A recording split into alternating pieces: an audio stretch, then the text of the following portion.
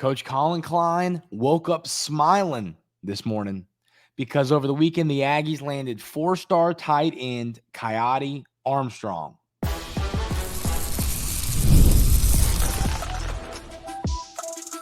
You are Locked On Aggies, your daily podcast on the Texas A&M Aggies, part of the Locked On Podcast Network, your team every day. Welcome on into Locked On Aggies. I'm your host, Andrew Stefaniak. Thanks for making Locked On Aggies your first listen every single day. Today's episode is brought to you by our friends over at LinkedIn. These days, every new potential hire can feel like a high-stakes wager for your small business. That's why LinkedIn Jobs helps find the right people for your team faster and for free. Post your job for free at linkedin.com/lockedoncollege. Terms and conditions apply. Ladies and gentlemen, it was a really, really solid weekend to be a Texas A&M fan. You land elite four-star tight end Kiotti Armstrong early in the weekend, and then, of course, you take down the Florida Gators in Omaha. The Aggies are going to take on the Wildcats of Kentucky later this evening to stay in the winner's bracket. This game is everything. We will break that all down in segment 2. But first, we got to talk about Texas A&M's newest tight end, Kiotti Armstrong. And like I said, Coach Colin Klein woke up smiling this morning because he loves the tight end position. He loves elite tight ends. He loves really good players at that position. And now he has a very talented tight end in this 2025 class. So Kiotti Armstrong is a 6'6", 248-pound tight end. You want to talk about one of the most versatile athletes. He's a really good baseball player. He plays basketball. He plays defensive line. I mean, this dude, whatever you need him to do, like he's the type of guy, he can catch 6 passes for 82 yards and a touchdown on Saturday, and then in a few months, I think he could start for the Aggies on the diamond. That's how good. I'm kidding. I don't think he's playing to play baseball, but that's how good this kid is just as an athlete.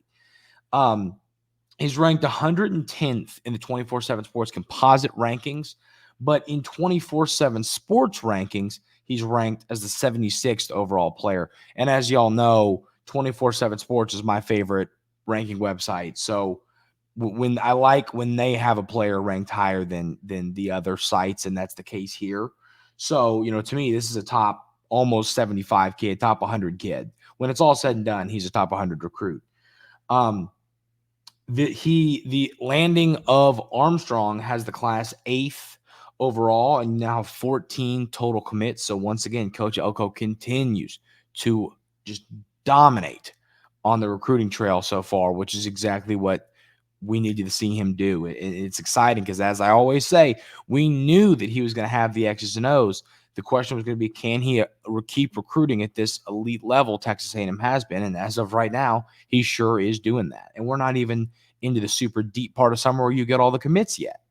So that is the case there. Now, when it comes to Armstrong as a player, I will read his profile from Gabe Brooks, who is 24/7 Sports composite, or 24/7 Sports scouting analyst.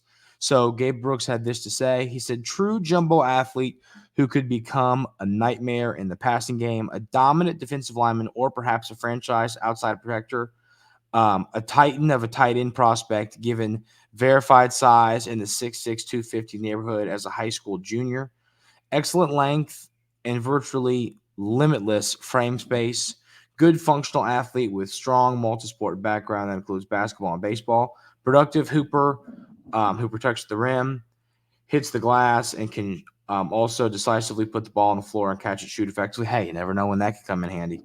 Second, jump ability stands out given size and manifests in ball winning ability in the red zone. Flashes surprisingly good body control and adjust acumen. Enormous catch radius that helps win contested throws in the short to intermediate passing game. Willing blocker with encouraging strength and throw around power at times. Extensive two-way snaps that reveal similarly high-level potential as a defensive line projection. Long limbs, obstruct passing lanes when engaged. Naturally high center of gravity. It's still developing knee bend and leverage consistency. showing improvement as a route runner, but still working on snap and late separation. Can more consistently use length to his advantage, particularly when high pointing and when disengaging as a defensive lineman.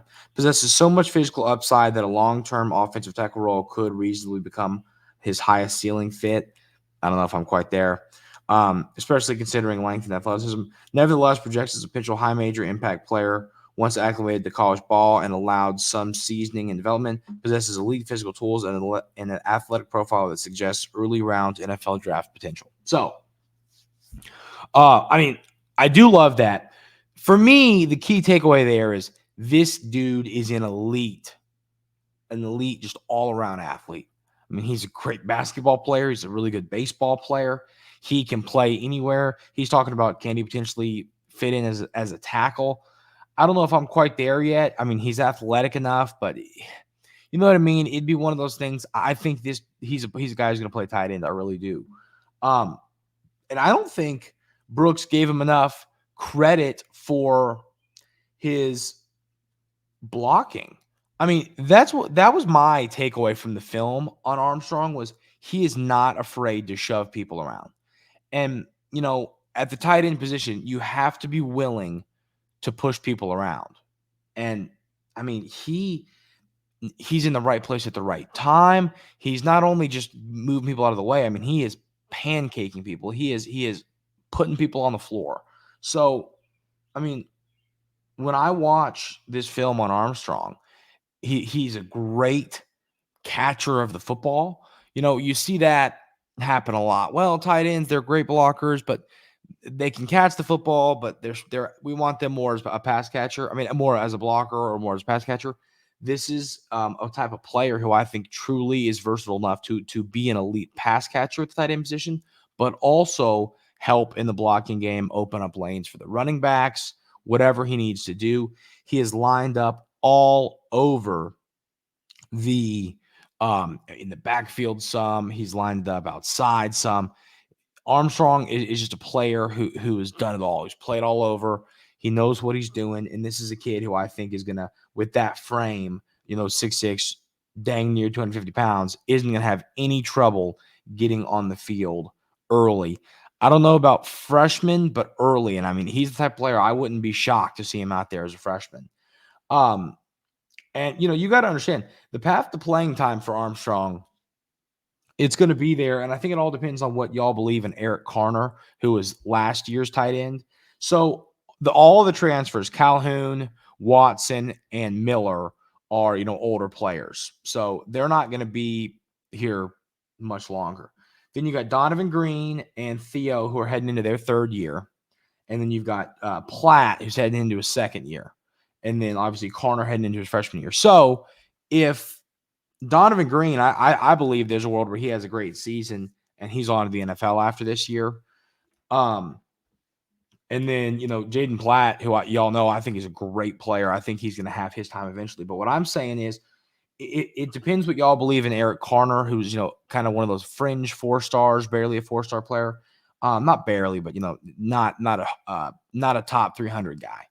And so on some sides. But so if y'all believe he's a legit dude and he's going to get some snaps, then there you go. If you don't, then I think Armstrong walks in and he's going to see some early playing time. So that is what I am really interested to see is how early do we see him out there? But I mean, once again, this is the type of prospect at a position, especially knowing that your coach, your offensive coordinator is Colin Klein, who absolutely loves the tight end position, loves to utilize it, loves to get everything out of it. And a player like Armstrong, an elite tight end recruit, is just going to make Coach Klein's job so easy when it comes to, utilizing that position that he loves to utilize at a high level. This is the type of player that is fun. He does some fun things. He's talented. He's strong, big, strong player. I mean, I can't wait to see what he's able to do in a college uniform because I think he's going to be a special player for the Aggies. So Kiotti Armstrong, Texas A&M's most recent commit, 4-star tight end. This team is getting better and better every single day. All right, ladies and gentlemen, it's time to talk a little bit of baseball. The Aggies win their first game in Omaha, and they are on to face an SEC foe. We will break down what happened against Florida, and we will break down what is going to happen against Kentucky. We'll do that coming up right here on Locked On Aggies.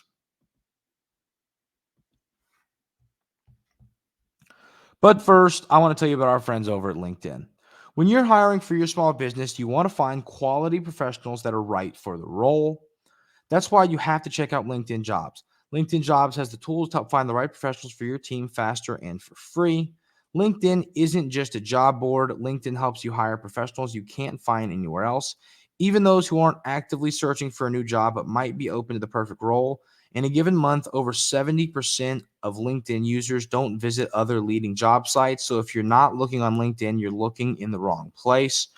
On LinkedIn, 86% of small businesses get a qualified candidate within 24 hours. Hire professionals like a professional on LinkedIn.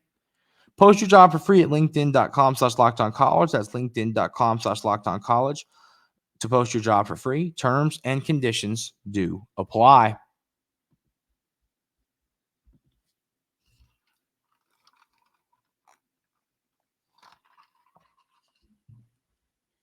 So, the Aggies take down the Gators 3-2. In this game, Caden Sorrell goes 2 for 4. He gives you a run and an RBI, so he accounts for, 3 of those or 2 of those 3 runs there. You get a RBI from Travis Chestnut. You get only 6 total hits in this game. This is the type of game where, the bats didn't come to life. You didn't explode for a ton of runs, and you still found a way to win.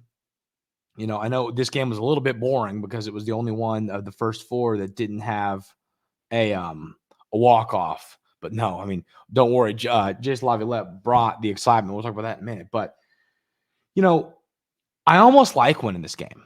And I know this is going to sound a little interesting, maybe a little cliche, but hear me out on this. I think the reason I find this super interesting is because you won a game where I don't think the bats came to life. And that's huge. I think that's, now you get ready for your next game and you say to yourself, well, hey, the bats weren't alive last game. Let's imagine if the bats are alive, we have our ace on the mound. So, and then so you start Lampkin. And I'll tell you this, on a Friday when I broke down this game, I assumed it was going to be Prager. I hadn't heard anything official. And I saw someone put on X that it was going to be Prager. And then, of course, they ended up going with Lampkin, which is funny because it's one of those decisions. And like Kentucky kind of did the same thing. The guy they started is but their best pitcher is the guy who's going to give it a go tonight. But, looking at this, when Coach Schloss was like, yeah, we're going to roll with Lampkin. I am not a Division I baseball coach for good reason. But once again, I'm always in the regional round, I'm fine with it. Like when you're opening up, who did Texas A&M even play in their first game of the regional?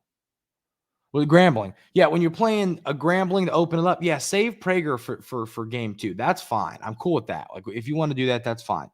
But I think that in the College World Series, every game is against an elite team.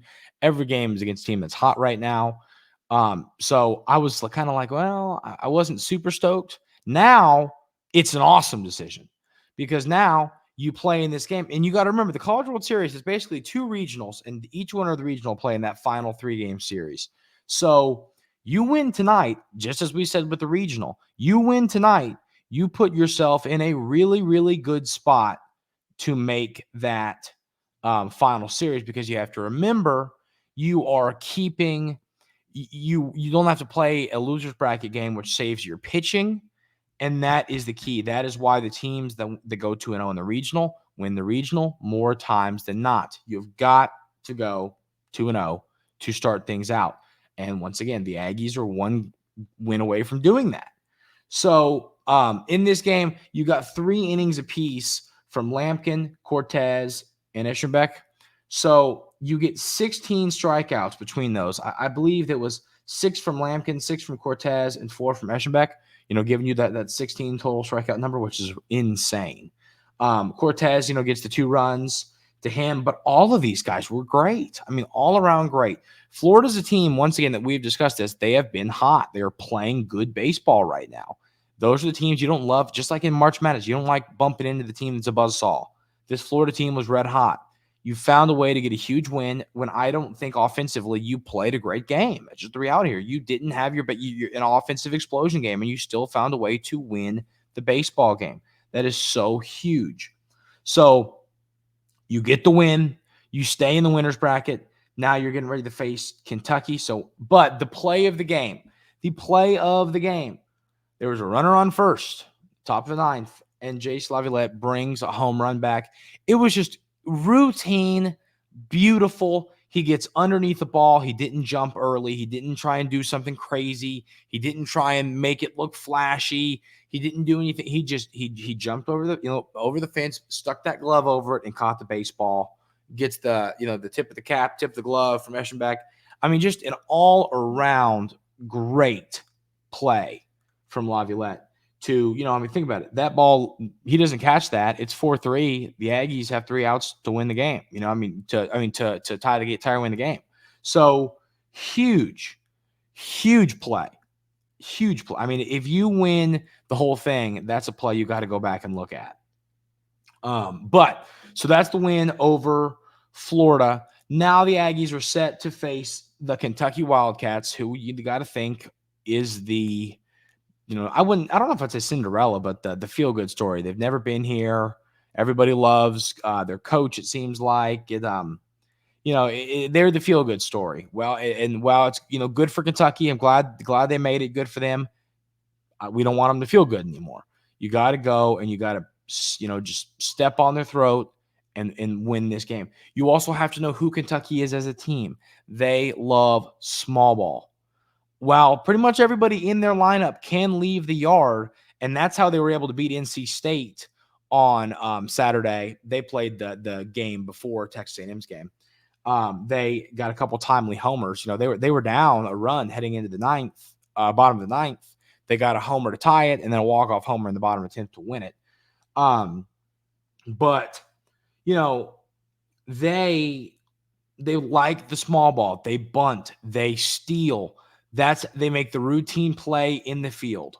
This is a team, you got to play smart baseball against a team like this. You can't boot it around yourself. You got to take care of the baseball. You got to know if they got a guy on first, they're stealing. If they got a guy on second with nobody out, they're bunting. This is how they play the game of baseball. That means that you have got to take the outs they give you. Don't, throw the ball away trying to get the out at third on a button. Don't do any of that stuff. Take the outs. It's going to be a small ball game. I think this will be a low scoring game. It looks like you got Prager going against Mason Moore for Kentucky. Mason Moore is a kid who, watching him pitch, he's got a great off speed pitch, and he locates a fastball, that can get up to low mid 90s fastball. So he's a good pitcher. He was their Sunday guy, and I think you could argue he was one of the best Sunday guys in all of college baseball. He's a really good pitcher. And this is gonna be another game where I don't see it being a high scoring game. I see this being a lower scoring game. Now I feel like I say that every time you say that, it ends up being an 11-10 game or something. But I think this is going to be a lower scoring game. I think you got 2 really good pitchers going for these 2 baseball teams. And this is what SEC baseball is about. These are 2 of the best teams in all the college baseball, 2 of the best teams in the SEC, and they're going to duel it out in Omaha. I mean, what more can you ask for? So I just think the key to win this, if you are Texas A&M, know who Kentucky is. Know the way they want to beat you. They will bunt. They will steal. They make the routine play. They can hit the long ball, but it is not their calling card. Once again, their calling card is small ball. So I think you've got to know that. You've got to know how they want to beat you. And once again, that is not to say that they can't hit it out of the ballpark, because they can and they will. They proved that. I think they hit 3 home runs in their first game in Omaha. They can hit the ball out of the ballpark, but the way they want to win is small ball. Those teams are annoying. Those teams are not fun to play against. You know what I mean? That's just the reality here. So it's a game. It's a team. You're going to do, we know Coach Loss is going to have this team ready mentally. You know what you have to do to beat a team like this. You have to be ready to go. You have to know how they want to play it. I think the Aggies do. This game is coming up this evening at 6 o'clock. Ladies and gentlemen, I can't wait. I absolutely cannot wait. We'll break down what happens in this game on tomorrow's episode of Locked On Aggies. But once again, ladies and gentlemen, I cannot wait to watch this baseball game.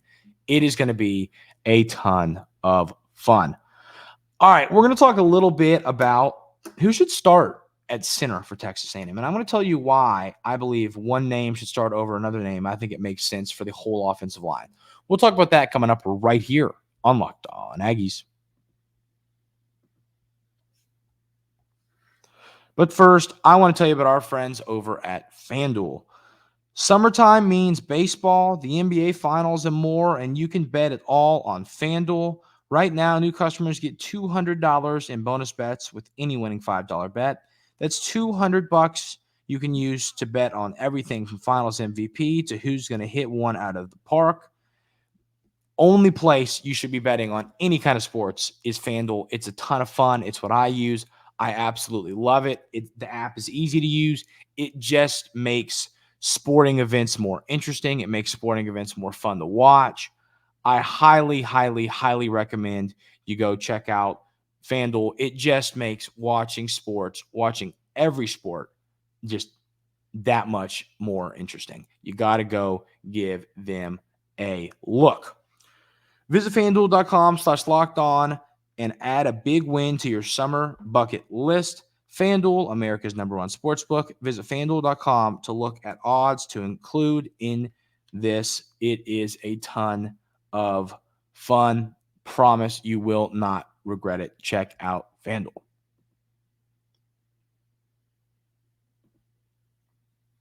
So,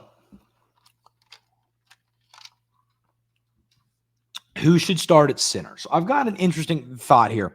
And, y'all every day here at Locked On Aggies know that I do this. I'll kind of spark a conversation in segment 3 just for a couple minutes because I want this to be a more significant conversation later in the week, maybe next week. So I want to get y'all's thoughts on this in the YouTube comments, and then we'll probably discuss it again here in the next few days, maybe next week. But, obviously Bryce Foster is gone. Did he ever commit somewhere? Let me look that up. Because I'd never heard where he ended up. Why does it say? It says server cannot be found. We better run out of the internet. Let's see.